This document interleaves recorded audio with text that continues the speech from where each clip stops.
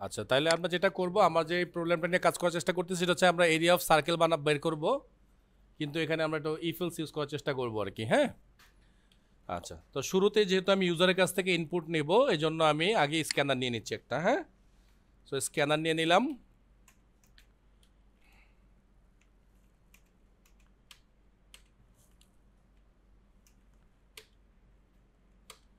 ওকে, so পুরো part complete করলাম।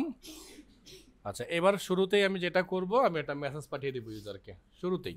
ওকে, তাহলে যদি মেসেজ পাঠাইতে হবে, আমি অ্যাসাউট পাঠিয়ে দিলাম। আমি বললাম এন্টার রেডিয়াস অফ সার্কেল। ওকে, দেন এই যে ভ্যালুটা আমি ইউজার যে দিবে এটা আমাকে রিসিভ করতে হবে, তাই না? তাহলে রিসিভ করার জন্য আমি একটা ভেরিয়েবল ধরলাম। আমি এই ভেরিয়েবলটাকে ডাবলই ধরলাম। হ্যাঁ, ডাবল ধরে আমি বলতেছি কি ধরবো, রেডিয়াস। তো S dot, so next double, তাই না? যেহেতু আমার ভেরিয়েবল ডাটা টাইপটা হচ্ছে ডাবল। ওকে, তার মানে আমরা অলরেডি একটা ভ্যালু পেয়ে যাচ্ছি, যে ভ্যালুটা এইখানে স্টোর হচ্ছে, তাই তো? এবার আমরা চেক করব যে এই ভ্যালুটা ইউজার 0 অথবা তার চেয়ে কম দিল কিনা। ওকে, তো যদি এমন হয় তাহলে আমরা এখানে ইফ লেখা শুরু করলাম।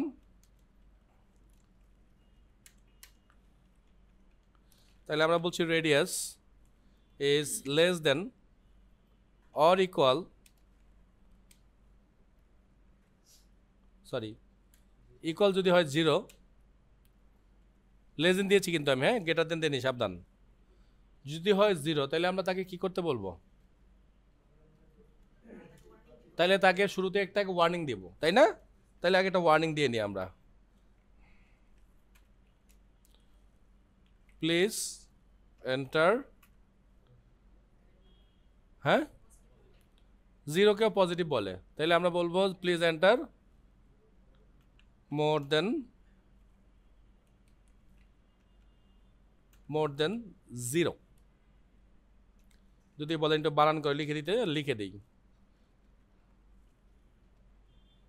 ওকে, অথবা অন্য অ্যালার্টও দিতে পারতাম, আপাতত এইটাই রাখলাম আর কি অ্যালার্টের জন্য।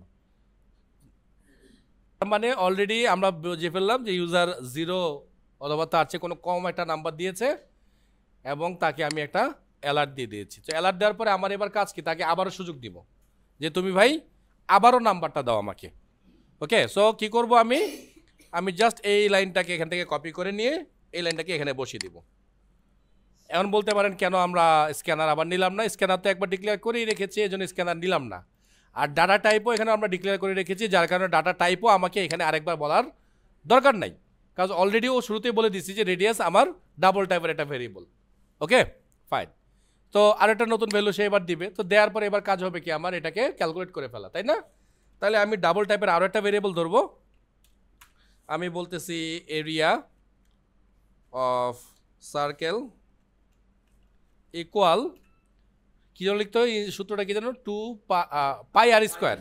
তাহলে আগে আমি পাই নিয়ে আসি, পাই ম্যাথ ক্লাস থেকে আমি নিয়ে আসলাম, এই জন্য ম্যাথকে বড় হাতে লিখলাম, ডট পাই, পিআই দুইটাই বড় হাতের। কেন?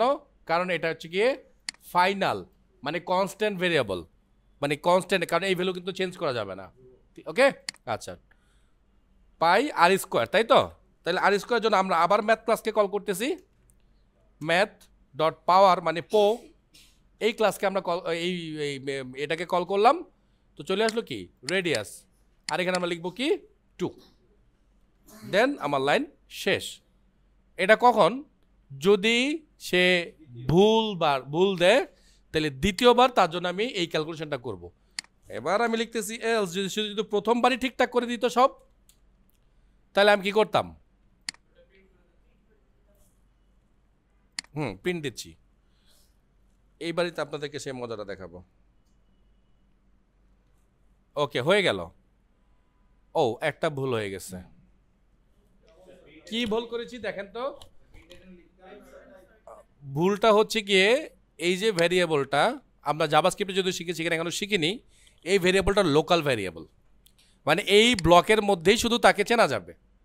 কিন্তু রেডিয়াসটা কিন্তু ছিল আবার গ্লোবাল ভেরিয়েবল, যার কারণে রেডিয়াসকে আমি এখানে খুঁজে পাচ্ছি, এইখানে খুঁজে পাচ্ছি, কিন্তু ওকে আমি আর এখানে খুঁজে পাচ্ছি না। তাহলে কি করা যেতে পারে? ওরে আমরা গ্লোবাল করে দেই, তাহলে লেখা কমে যাবে।